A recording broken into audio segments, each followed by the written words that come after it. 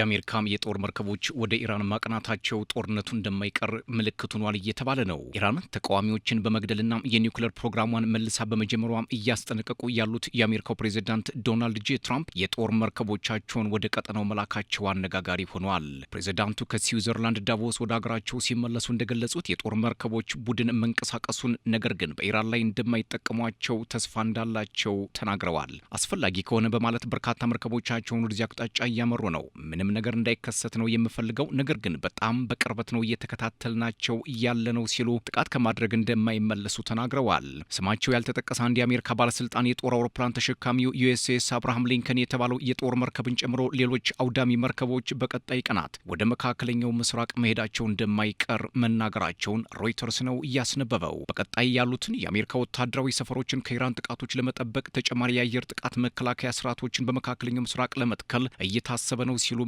አንድ ስማቸው ያልተነገረ ባለስልጣን ነው ደግሞ የተናገሩት። በኢራን ውስጥ የተቀሰቀሰው ተቃውሞ ተባብሶ ከአሜሪካ ጋር የነበረው ፍጥጫ በጠነከረበት ባለፈው ሳምንት በኤስያ ፓሲፊክ አካባቢ ተሰማርተው የነበሩ የአሜሪካም የጦር መርከቦች ጉዞ ጀምረዋል። ይህ ደግሞ ፖለቲካዊ አንድምታው ቀላል አይደለም ሲሉ ተንታኞች ይናገራሉ። ትራምፕ በኢራን በርካታ ተቃዋሚዎች በተገደሉበት ጊዜ አሜሪካ ጣልቃ እንደምትገባ በተደጋጋሚ ሲያስጠነቅቁ የቆዩ ሲሆን ተቃውሞ ግን እየቀዘቀዘ መጥቷል ነው የተባለው። ከተቃውሞ ጋር በተያያዘ በቁጥጥር ስር የዋሉ ሰዎች ኢራን እንዳትገድል በሰጡት ማስጠንቀቂያ 840 የሚደርሱ ሰዎች ሕይወት ማዳናቸውን ትራምፕ ገልጸዋል። ሌላው መረጃ አሜሪካ በጦርነት የወደመችውን ጋዛ በማጽዳት ልትገነባቸው ያቀደቻቸውን ሰማይ ጠቀስ ህንፃዎችና ሌሎች መሰረተ ልማቶችን ይፋ አድርጋለች። የፕሬዚዳንት ዶናልድ ትራምፕ አዲስ የሰላም ቦርድ ስዊዘርላንድ ዳቮስ ውስጥ ይፋ በሆነበት የፊርማ ስነ ስርዓት ላይ በቀረቡት ምስሎች አዲሲቱ ጋዛ ወደፊት የሚኖራት ገጽታ ይፋ ሆነዋል። በምስሎቹ ላይ ጋዛ በስተምዕራብ በኩል በምትዋሰነው የሜዲትራኒያን ባህር ዳርቻ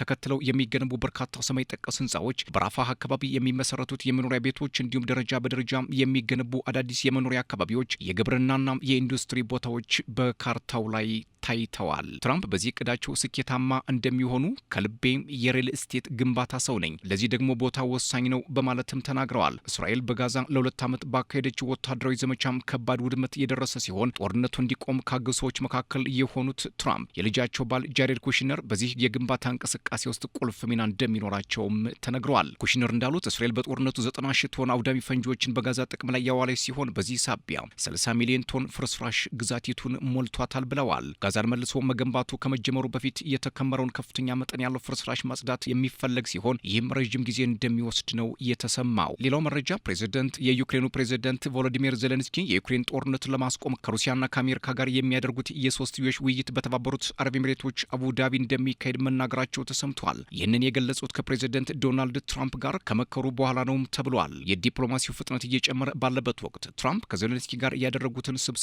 ጥሩ እንደነበር ቢናገሩም በምን ጉዳዮች ላይ እንደተናገሩ ግን ይፋ አላደረጉ። ከትራምፕ አማች ጃሬድ ኩሽነር ጋር ወደ ሞስኮ የሚጓዙት ስቲቭ ዊትኮፍም በስምምነቱ ዙሪያም ተስፋ እንዳላቸው ነው እየተናገሩት። የትራምፕ መልእክተኛ ስለቀረበው ጉዳይ ምንም ዝርዝር ነገር ባይሰጡም ዜሌንስኪ ግን የምስራቅ ዩክሬን የወደፊት ዕጣ ፈንታ ያልተፈታ ጉዳይ መሆኑን ከመናገር አልሸሸጉም። በኤሚሬትስ የታቀደው ውይይት ሩሲያን እንዲሁም አሜሪካና ዩክሬን እንደሚያካትትም ተነግሯል። ዩክሬን ብቻ ሳትሆን ሩሲያም ልትተወው የሚገባ ነገር እንዳለ በማወቅ ዝግጁ መሆን አለባት ሲሉ ዜሌንስኪ ቅድመ ማስጠንቀቂያ ሰጥተዋል። ዋናው ጉዳይ የመሬት ነው፣ ይህ እስካሁን ያልተፈታ ጉዳይ ነው ሲሉ ዜሌንስኪ በዳቮስ ስዊዘርላንድ በዓለም ኢኮኖሚ ፎረም ላይ ለታደሙ ጋዜጠኞች ተናግረዋል። ለዩክሬን የኢንዱስትሪ ማዕከል ለሆነው ዶንባስ የቀረበው የአሜሪካ ሀሳብ አካባቢው ከወታደራዊ ቀጠና ነጻና ነጻ የኢኮኖሚ ዞን እንዲሆን በማድረግ ለኪየቭ የደህንነት ዋስትናዎችን መስጠትን ያካትታል ነው የተባለው። ሁለት ወገኖች ለመፍታት ከፈለጉ መፍትሄ እናገኝለታለን ያሉት ዊትኮፍ ከሞስኮ በኋላ ወደ አቡዳቢ አምርተዋል። ዜሌንስኪ ለጋዜጠኞች እንደተናገሩት ከአሜሪካም የሚቀርበውን የደህንነት ዋስትና በተመለከተ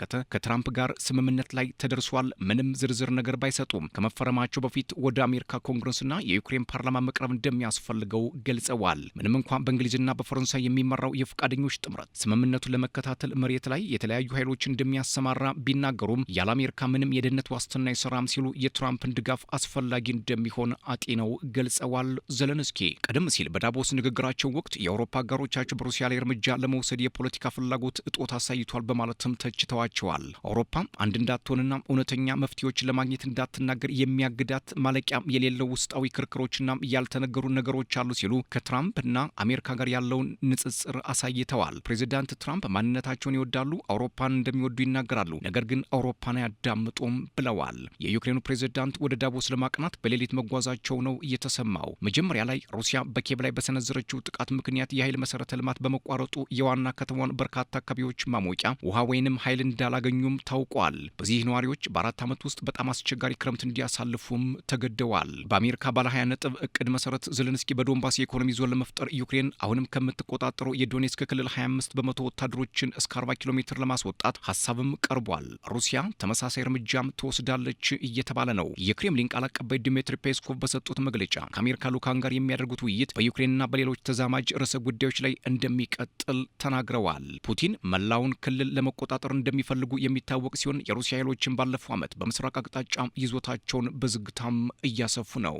ሌላው መረጃ ሩሲያ የተጣለባትን ማዕቀብ የጣሰ ነዳጅ ጫኝ መርከብ በሜዲትራኒያን ባህር ላይ መያዟን ፈረንሳይ መግለጿም ሌላ ውጥረት ፈጥሯል። የፈረንሳይ ፕሬዚዳንት ኢማኑኤል ማክሮን እንደተናገሩት ዘ ግሪንች የተባለው ነዳጅ ጫኝ መርከብ በሐሰተኛ ሰንደቅ ዓላማ ሲንቀሳቀስ የነበረ ሲሆን በቁጥጥር ስርም ገብቷል ብለዋል። የፈረንሳይ ባህር ኃይል እንደ ዩናይትድ ኪንግደም ካሉ አጋሮቹ ጋር መርከቡ በስፔንና ሞሮኮ መካከል ሲንቀሳቀስ ነበር በቁጥጥር እየዋለው ሲሉ ገልጸዋል። በፓሪስ የሩሲያ ኤምባሲ መርከቡ ስለመያዙ መረጃ እንዳልሰጠም እስካሁን ድረስ ታውቋል። ሻዶ ፍሊት የሚል ስያሜ የተሰጣቸው ነዳጅ ጫኝ መርከቦች ምዕራባውያን ሩሲያ ላይ ከጣሉት ማዕቀብ ለማምለጥ የሚንቀሳቀሱ ናቸው። የመርከቦቹ ባለቤቶች ግልጽ ሳይደረግ ነዳጅ ያዘዋውራሉም ነው የሚባለው። ዘ ግሪንች የተባለው መርከብ በሰሜን ሩሲያ አካባቢ ሲንቀሳቀስ ነው የተያዘው። መርከቡ የኮሞሮስ ሰንደቅ ዓላማ እንዳለውም ፈረንሳይ አስታውቃለች።